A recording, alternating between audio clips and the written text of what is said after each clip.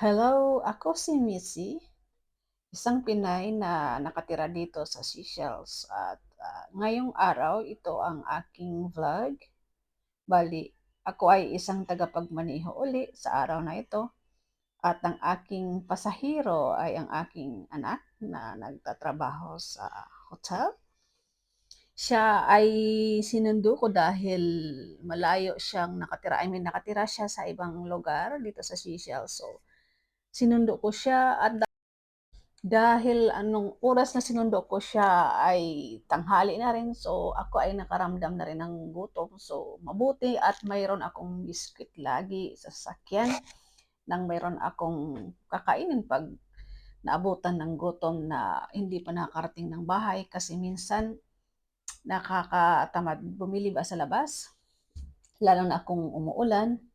So ayun, mabuti may biscuit ako at nakakain ako ng konti habang nag-aantay at nung umalis kami papuntang bayan ng Victoria. So ayun, dahil gusto niyang magpalinis ng kanyang kuko at may appointment siya bali para dun at gusto niyang pumunta ng bangko. So ayun, dinala ko siya sa bangko na kung kailan saan gusto niyang pumunta at nakapamili pa siya ng kanyang mga gamit sa isang supermarket din. So, it was worth for her day off. Yeah. So, ayan. Nung papunta kami doon, nakakaranas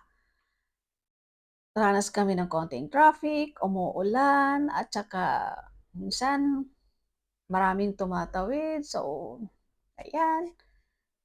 Kailangan mo silang patawirin. Tapos, ayun, nakarating na kami dito ata ng Victoria na ito or on the way pa lang papuntang Victoria kasi ang kalsada ay maraming liko. Para siyang sigsag kaya yung aming camera ay minsan nalalaglag. 'Di ba nakikita niyo siguro sa tabi, maraming liko. Gano'n ang mga kalsada kasi dito, maraming liko kaya inaayos ko yung phone ko o yung camera namin madalas habang nagmamaneho at habang nag-uusap kami. Ayan, ayun yun siya, yung anak ko siya. Siya yun nagtatrabaho sa hotel, bago lang siya dito, kaya di man niya talaga alam ang mga lugar at saka hindi pa siya sanay sumakay ng bus, mag-commute bali. So, kung saan niya gustong pumunta, sinusundo ko siya. Ayun, ganon dito kasi hindi pa rin kami nakarating dito ng Victoria, siguro matagal-tagal pa. So, dito ay galing na siya ng bangko. So, idadrop ko na siya doon sa spa or parlor na kung saan doon may appointment siya para sa pedicure.